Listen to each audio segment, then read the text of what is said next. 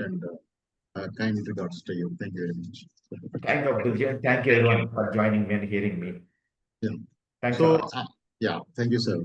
So with that, we go to the next topic today. I hope you are there, right? I can see you. Yeah. Yes.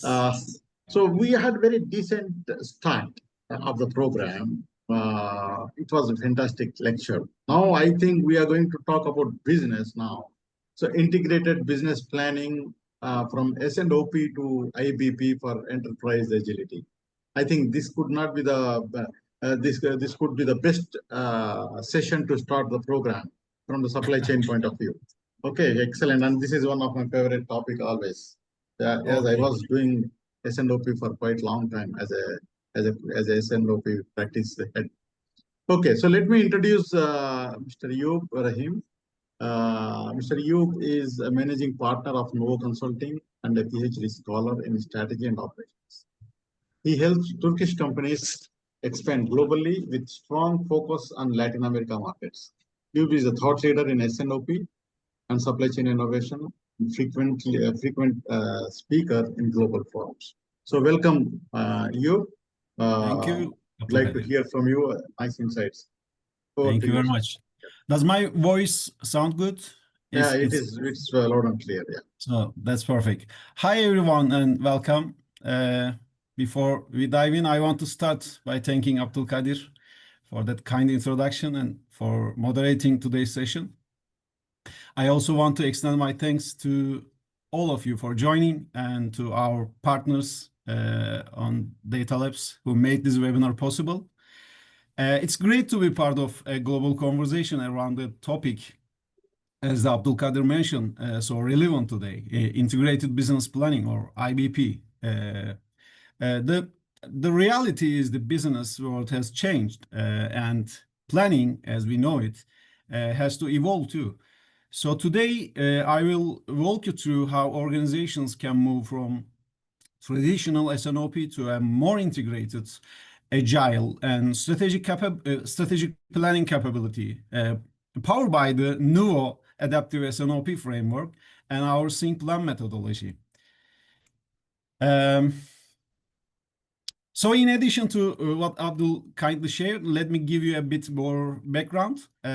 My professional journey with S&OP actually began during my time at Novartis Pharmaceuticals, where I worked as part of the supply chain team. That's where I first saw the real world value of structured planning, especially in a high stakes regulated environment. Since then, I have worked in leadership roles at various companies from FMCG and fashion retail to manufacturing. And honestly, in every role, S&OP was, let's say, a constant companion.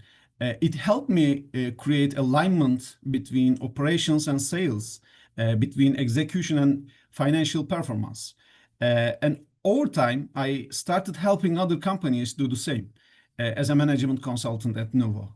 And academically, I focused my master thesis on how S&OP should be structured based on company size, like small, medium, or large enterprises, and developed a methodology around 7 planning dimensions. And today I'm continuing the journey in my PhD. I'm exploring how to build technology-enabled S&OP and IBP systems that are scalable, intelligent, and deeply integrated into strategy execution. So this topic is personal, it's professional, and I genuinely believe that when done right, S&OP and IBP can change how companies make decisions. Just a quick word about Novo. We are a boutique consultancy based in Turkey and Paraguay, and we help companies transform how they operate, grow, and make decisions, especially when expanding across regions. Whether it's strategy execution or capability building or market entry, particularly in Latin America, we bring localized insights and structured frameworks to every engagement. But today's focus is not on us. It's on how IBP can help you plan better, act faster, and execute with more confidence. So let's be honest, the way we used to plan just doesn't fit the world we are living in anymore. And I mean, back then we had stabilities, seasonality, long product life cycles. You could build a plan, review it once a quarter, and everything still kind of worked. But today, not quite. Now we deal with global disruptions, unstable demand patterns, input cost volatility, labor shortages, shifting customer behavior, and all of it at the same time. It's no longer enough to ask, how did we do last month? The real question is, what are we going to do next? And what's the financial impact if we were wrong? This is the new normal. And to be honest, the companies that survived and even thrived in this environment, they weren't just lucky. They had more agile planning cycles, better visibility, and let's say the courage to take faster decisions with more confidence. So the point here is planning has to change. It has to be integrated, responsive, and forward-looking. And this is exactly where the S&OP starts to evolve into something more powerful. It's important to note S&OP isn't new, but since the pandemic, its strategic importance has gone from a nice to have to a must have, because agility is now essential. Let's not forget, S&OP has done a lot of things right. It's one of those frameworks that, when applied seriously, creates real value across the business. I often refer back to a quote by Oliver White, the firm that actually coined the term S&OP. They said, S&OP ensures the business is working to one agenda with one seat of prioritize and one set of numbers. And honestly, that's still one of the best ways to describe it. S&OP delivers cross-functional alignment, balance short and long-term objectives, and creates a monthly routine for visibility and decision-making. You get one source of truth, and that's powerful. And for me, what's even more powerful is that S&OP, when done right, becomes the foundation for something bigger, for what we now call IBP. And I'm not just saying this from a practitioner's perspective. Even in my academic work, the evidence is clear. When companies implement S&OP well, they see better service levels, reduced inventory, and more predictable financial results. So yes, coordination is at the core, and it's a very strong foundation. But and there is always a but. In today's business landscape, coordination isn't enough. So here's where it gets interesting. S&OP gives us visibility and alignment, yes. But when it comes to connecting with financial planning or guiding strategy execution, that's where most S&OP processes start to hit a wall.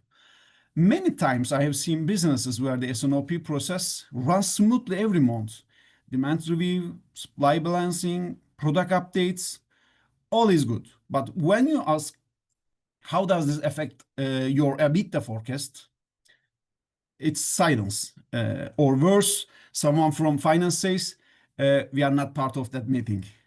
That's a problem. Because let's be real, if your monthly plan doesn't reflect financial reality, then it's not really a business plan. It's operations alignment. Another limitation, scenario planning. If demand drops 20% next quarter, or if a new regulation hits your lead times, traditional S&OP doesn't give you that answer fast enough. It's often backward looking, not forward looking. So What we need is a model that keeps the strengths of S&OP, but also integrates financial thinking, strategy, and agility. And that brings us to IBP. Yeah, this right here is what I call grown version of S&OP, developed by Oliver White. This IBP cycle builds on the foundation of S&OP, but adds two critical things: financial integration and strategic relevance. And now let's get to its step by step, not in detail, but with intent. We start the product review, and this isn't just about looking the SKUs. We are asking questions like, is this innovation aligned with our long-term goals? Is this product adding margin or just complexity? Right from the start, we are connecting product decisions to strategy. Next is demand review. Still cross-functional, but now marketing, sales, and finance are jointly building a forward-looking, revenue-driven forecast. It's not just how much we will sell, but also what will it mean for top-line growth.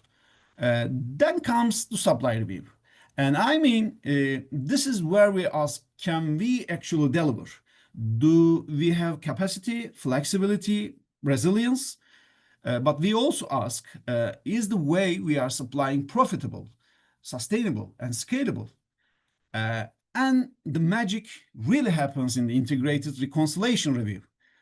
This is where all functional inputs come together, and where we run scenarios, gap analysis, and most importantly, financial modeling. We connect the volume to value. This is the financial backbone of the IBP. And finally, business management business review, or MBR. It's not just a presentation of slides. It's where executive decisions are made. You look at trades-off, you align, prioritize, you commit to plan that is both achievable and strategically sound. This is not just planning. This is business governance, and it's how IBP becomes the monthly engine of strategy execution.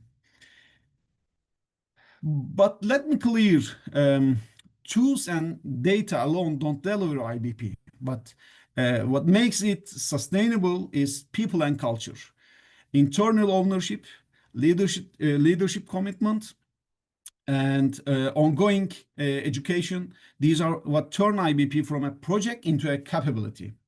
And when that happens, the value is real. Inventory reduction by up to 60%, freeing up capital. Forecast accuracy moving from 60 to 80%. That's not just better numbers. That's fewer surprises. Profitability increases up to 20% because financial trades-off are planned, not observed. And service levels reaching 99%, which changed the customer conversation entirely. And I love to say that integrated business planning is the way we run our business. That's exactly the goal. Not just a plan, but to run the business in an integrated, strategic, and forward way. So, how is IBP actually different from S&OP? It's not about throwing away what works, it's about extending the impact. With IBP, we go beyond balancing demand and supply. We link strategy to execution across finance, operations, and commercial functions. One of the key shifts, IBP integrates financials, not just top-line revenue, but P&L, cost, margin, and cash flow implications. Another shift is in ownership. S&OP is often owned by supply chain, but IBP is an executive-led process. Finance, commercial, and operations, they all have a seat at the table. And most importantly, IBP stretches the planning horizon. We are not just looking 6 or 12 months out. We are aligning near-term actions with 3-year strategic goals. So think of S&OP as the engine and IBP as the GPS that connects the route to the long-term destination. Let me break this down further because a lot of people still see IBP as a just advanced S&OP, and it's more than that. First, what they stand for, S&OP is about aligning sales and operations. IBP is about integrating the entire business under one plan. The key objective also changes. S&OP balance supply and demand, but the IBP drives strategic, financial, and operational integration. The audience is different too. S&OP serves operations, but IBP is built for P&L owners, the people accountable for financial results. When it comes to leadership, S&OP is often supply chain led. IBP is usually owned by finance or jointly led with operations, which ensures financial control. Planning horizon, S&OP goes almost 18, 24 months. IBP pushes to 36 months and beyond, depending on strategic needs. And cost structure, S&OP looks at supply costs, but IBP includes R&D, headcounts, CapEx, the full financial picture. Even the metrics evolve from OTIF and forecast accuracy to margin, working capital, and growth. Here is the big one for scenario planning. S&OP models operational constraints. IBP run entire enterprise-wide simulations, trade-offs, risks, opportunities like that. So IBP isn't just a process. It's an entire enterprise capability that links every decisions to performance and every action to strategy. So far, we have talked about how IBP takes planning beyond operations and brings finance, strategy, and execution to the same table. But you know, what really makes this powerful is when it drives something even bigger. It's enterprise agility. And I want to pause here for a second because this word agility is used so much lately. Sometimes we forget what it truly means. It's not just about being fast. It's about being able to move quickly with purpose. So yes, we react, but we do it in alignment with where the business is trying to go. I mean, let's say your market shifts tomorrow, demand drops, or a competitor launches something unexpected. Agility means your organization doesn't just scramble. It adjusts direction without losing focus. This is, to be honest, what makes IBP different from traditional planning. It's built to help businesses respond without creating chaos. It turns planning into a strategic muscle, one that helps you move with speed and structure. And I think this mindset become even more critical after pandemic. As someone who studied S&OP academically and practiced it across industries, I can say before 2020, many companies saw planning as a routine. After 2020, they saw it as a survival. Now, if we break it down, what IBP really brings to the table are these three things: visibility, insight, and speed. Let's start with visibility. You know, we often say one version of the truth, but in many companies, that version doesn't exist. Marketing has one plan, finance another, supply chain a third. IBP fixed that. It gives you transparency across the board with shared assumptions and aligned data. Then we have insight. And this is where IBP goes beyond strategic numbers. We are talking about scenario modeling, forecast risk alerts, early warning systems. These are tools that help leaders look ahead and not just respond, but prepare. And finally, speed. But again, not chaos-driven speed. What I mean is coordinated, cross-functional action, faster decisions, not just faster reactions. In my experience, whether I was working with a global companies or advising industrial firms through Nuvo, the companies that had real IBP capabilities, they weren't just managing better, they were outperforming. So let's talk results because look, frameworks are great, but outcomes matter. Companies that adopt agile IBP see measurable impact. You will see 30% improvement in forecast accuracy, which means fewer surprises. You will see 2 to 5% improvement in margin, and that's not magic. It's from better inventory planning, more synchronized supply, and fewer firefights. There is also better responsiveness. Teams can react to change in hours instead of weeks, and something that's often overlooked, the leadership confidence. Because when your board can see the link between strategy and execution, it changed the game. From my own doctoral research, I have seen that companies don't just improve KPIs, they improve trust. Trust in data, trust in decisions, and trust between teams. So to sum up, IBP drives business results, not just planning outcomes.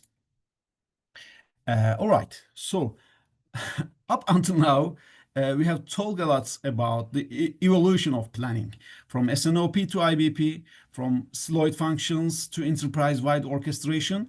But now I want to share something more grounded.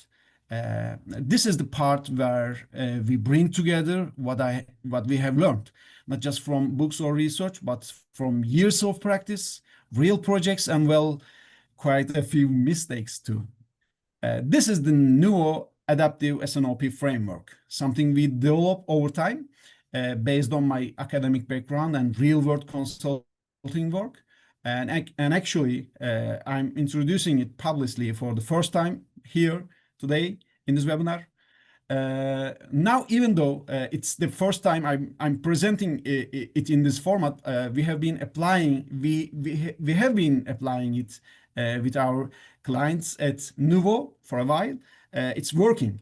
It's helping companies align strategy with operations without adding complexity they don't need. On this site, you will see a simple yet powerful formula. Structure plus integration, equation to corporate transformation. Here, what that means in practice, structure refers to the S&OP backbone we put in place. This includes the calendar, process map, decision hierarchy, roles and responsibilities, and KPI system. It ensures that the planning process is not just reactive, but proactively aligned with strategic objectives.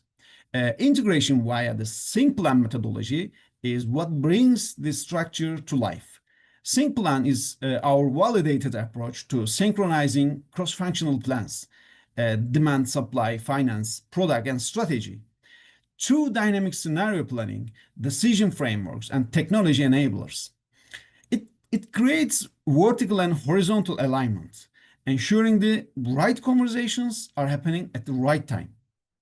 The result, a transformed organization, one that doesn't just plan better, but executes faster, adapts quicker, and collaborates more effectively across business units. This transformation is not theoretical, it's operational. It's what bridges strategy and execution in a volatile business environment. So, how does this framework in practice? Well, we follow three interconnected phases. analysis phase, adaptation phase, and development roadmap with KPI tracking. At the intersection of this phase lies the heart of our approach, a synchronized, adaptive, and performance-driven S&OP model. Now, let's focus on the first phase, analysis phase. This is where we begin. The objective here is to understand your organization's current state, its planning maturity, system capabilities, and cultural readiness for a more integrated approach. We assess 4 key dimensions with 7 planning dimensions. First is cross-functional collaboration. We evaluate the level of alignment between departments like sales, operations, supply chain, and finance.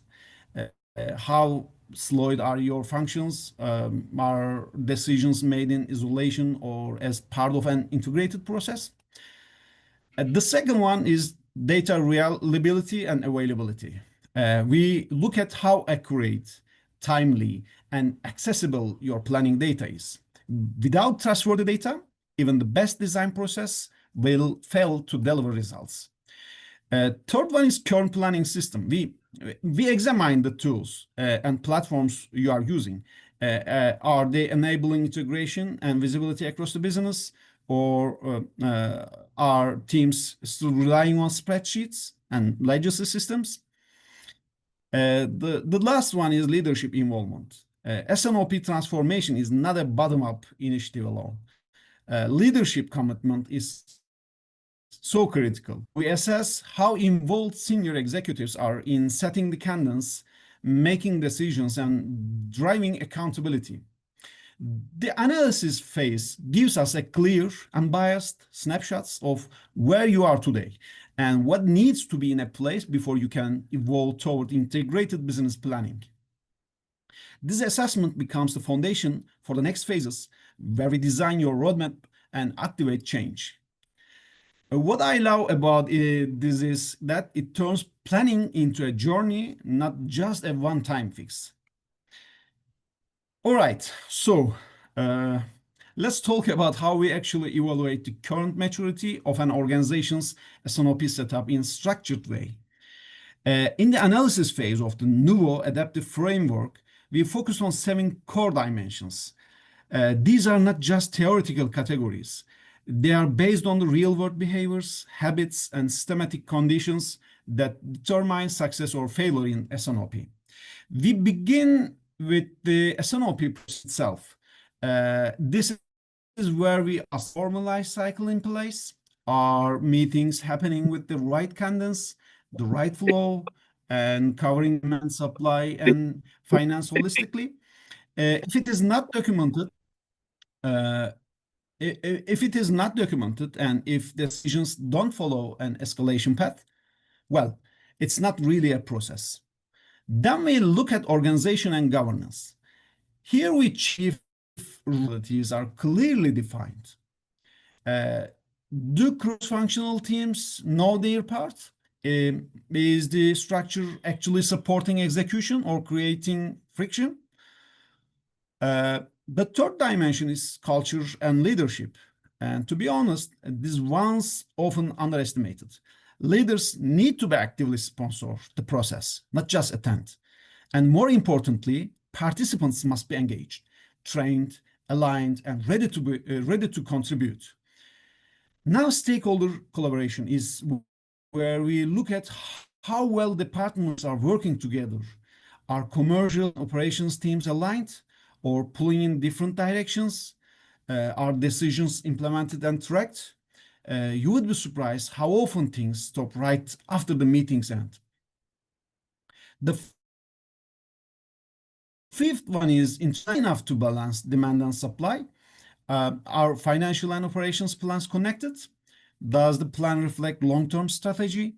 Integration isn't a buzzword. It's the missing link in most organizations. Next, we assess information systems. Are digital tools enabling the process or just slowing it down? We look at whether systems are integrated, reports are timely, and data is both accessible and actionable. Good planning is only good as the information behind it. And finally, performance management. This is where we bring discipline into the process. Our KPIs tracked regularly. Are we measuring both efficiency and impact? Is S&OP contributing to enterprise level performance or just filling a calendar? So yeah, these 7 dimensions give us a clear map. And once we understand where the gaps are, we can design a roadmap that fits the organization's context, not just a copy template. Once we understand the gaps and strengths, we move into the second phase, adaptation. And this is where we apply what we call the Sync Plan methodology. It's a 6-step model, and honestly, it's an operational engine of whole thing. To be honest, this was inspired by real frustrations I have seen in the field. Companies had all the pieces, but they weren't moving together. Sync Plan helps them synchronize, not just align. So let's take a closer look at how the Sync Plan methodology actually works in practice. Once we move into the adaptation phase, we apply the 6-step model. And honestly, this is where planning becomes real, not just strategy on a slide, but decisions that move through the business. It starts with strategic alignment. This is crucial. Are your short-term plans, say next to 3 to 6 months, supporting your long-term goals? Or are you just reacting to noise?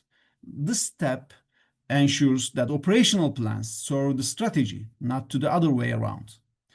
Then we move to demand planning. And look, demand planning is not just forecasting. It's about building consensus.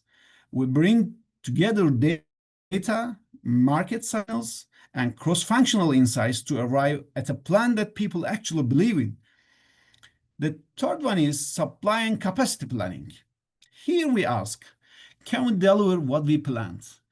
Do we have the materials, the labor, the production capacity? It's where commercial ambition meets operational reality. Then comes financial synchronization. This step often gets ignored, but it's where we connect planning with financial targets. Do our revenue projections, cost structures, and margin expectations align with what we are planning to make and sell? And fifth, and I love this one, scenario planning and risk management. This is where we prepare for uncertainty. What if demand drops? What if a supplier fails? We don't just plan A, we build a plan B and sometimes even C. And finally, we bring it all together in the S&OP meeting and execution. This is where decisions are made, actions are assigned, and let's say plans move off the paper and into the organization. So yeah, this 6-step engine keeps the process synchronized. And the beauty of it is it's structured enough to create discipline, but flexible enough to adapt to different business contexts. So once we have analyzed the current state and applied the Sync Plan methodology to start aligning planning practices, the next step is embedding that change into organization. And that's what this third phase is about. We call it the development roadmap and KPI tracking phase. And honestly, this is where many transformations either succeed or quietly fade out. See, introducing new routines is not enough. You have got to track progress and measure how maturity evolves and make sure performance actually improves. Planning must become a capability, not just an event. That's why in this phase, we design a clear development roadmap tailored to the company's structure, its people, and its pace of change. It's not a one size fits all approach. It's a set of structured improvement areas, prioritized with quick wins and long-term goals. At the same time, we activate KPI tracking mechanism, and I'm not just talking about basic service levels or forecast accuracy. We build a dashboard of leading and lagging indicators that monitor not just the output of planning, but the quality of the decisions being made. And of course, it doesn't stop there. This phase includes coaching, feedback loops, and internal reviews. The goal is to help the organization become self-correcting over time, continuously improving even after the consultants leave. So yeah, if you ask me, this phase is really about creating planning agility, not just reacting fast, but learning fast. And that's what helps companies thrive in uncertain environments. Okay, now, once the process is in motion, it doesn't stop there. Planning must become a capability, not just a calendar event. In fact, each of these 6 questions is intentionally aligned with the 6 steps of the Sync Plan methodology we just reviewed. They function as a consistent governance mechanism, helping teams validate whether their planning efforts are comprehensive, integrated, and executable. Rather than being treated as a checklist, these questions are meant to be embedded in the mindset of each work stream. They guide discussions, sharpen prioritize, and ensure, but also financially viable and strategically aligned. In practice, when these questions are consistently asked and answered, they reinforce cross-functional discipline and elevate the quality of decision-making across the entire planning cycle. So as we approach the end, I want to be clear on one thing. IBP isn't just a planning tool. It's a strategic execution enabler. It connects what we know with what we decide and what we actually do. You know, businesses don't fail because they lack data. They fail because their plans don't adapt fast or their execution loses direction. That's why this framework is designed to help leaders lead with confidence. It's about creating alignment, speed, and foresight without chaos. If you would like to explore how this model could work for your company, or if you are just curious about where to start, you can feel free to reach out. We are always open to thoughtful conversations, and we would be happy to share more insights based on your industry, structure, or challenges. Thank you again for being here, and that's a wrap. Thank you so much for your time, your attention, and your curiosity. Yeah, thank you, Eyub. Excellent insight. It's one of my favorite topics. There is one question from Sarah. So very good insights. You can read it, right? Are you able to read it? In the chat window. So thank you very much, Eyub, and you provide this. Just a quick question: should we engage IBP to our ERP system, or is it good to use it as an external tool?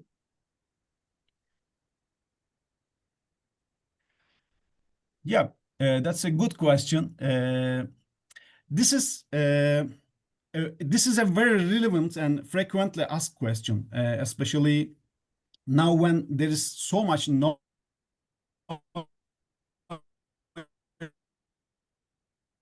around digital transformation. Not a driver, it's the enabler. If the underlying S&OP or IBP process is unclear or fragmented, adding a system often just automates the confusion. So before we talk about tools, we always focus on process clarity, cross-functional collaboration, and data discipline. If those aren't in a place, even the best platforms won't create value. They'll just become a more expensive version of Excel, the spreadsheets. Now, once that foundation exists, technology becomes a real accelerator, especially for IBP, because you are dealing with multiple data streams, financial integration, scenario simulations, and real-time collaboration. We typically look for tools that can support 3 things: end-to-end visibility, like across demand, supply, finance, and strategy. The scenario planning, so you can ask what if and actually get an answer. And the third one is workflow governance, to ensure decisions are documented, responsibilities are clear, and the cycle keeps moving. Sometimes in early stage environments, a well-structured spreadsheets and disciplined monitoring team do more good than a full enterprise tool. But solution on the market, I know some of them, they are all strong in different ways. But the right tool depends on the company's size, maturity, existing ecosystem. Yes. Honestly, its ability to absorb change. So to sum up, yes, technology is so critical, but it must come after process maturity and serve the planning logic, not dictate it. Fantastic. I think you put the nail on the head. Yeah, it's fantastic answer, you. One question from my side is now in S&OP, yeah, it has its advantage of balancing demand and supply, which is one of the critical areas for any business. So IBP adds financial perspective, scenario planning, and then strategy all together. Yes. But how does that ownership take place? So where does that supply chain managers fix into IBP? Okay. So we don't want to lose the demand and supply part, balancing part, which is very important as such. Then anything extra in the financial and scenario management, scenario planning, it's well and good. Okay, so how is it in real time happens in IBP?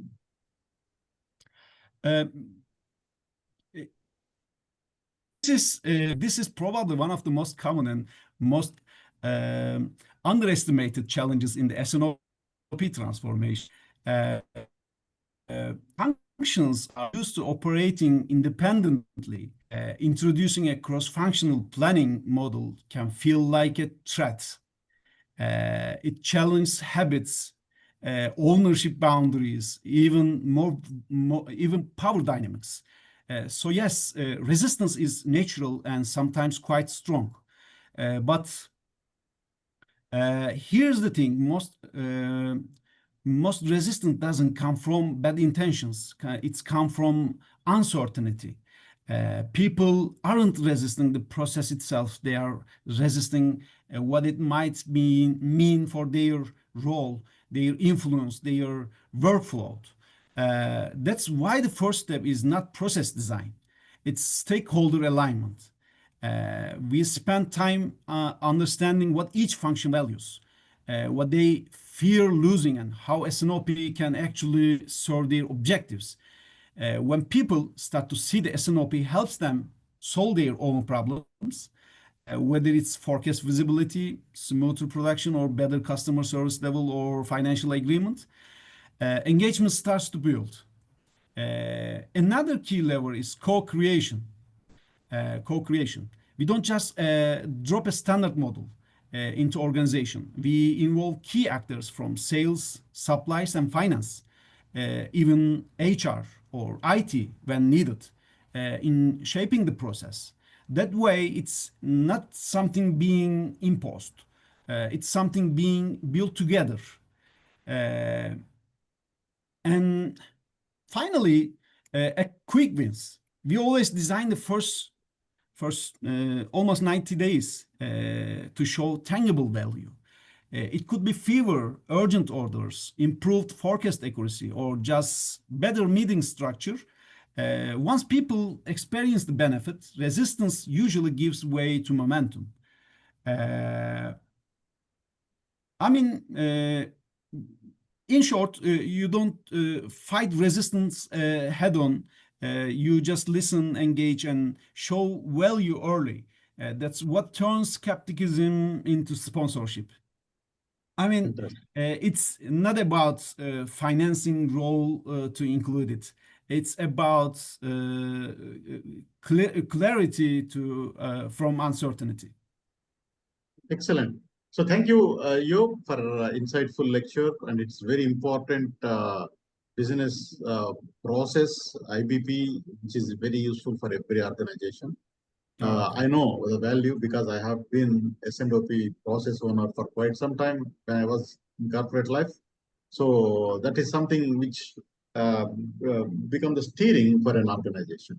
Okay, and adding IBP part like from finance and other things, it makes it more complete. It's a truly a strategy execution component. Thank you Yep. very much, Eyub. Thank you You're very welcome. much. If any questions, please post it. We reach Eyub offline and then you can answer at any You can, time. So you thank can you very much, always. Eyub. Thank you very much. Thank you very much Thank- and have a good day. Excuse me. Very insightful lectures. And I would like to thank you for wonderful and insightful lecture.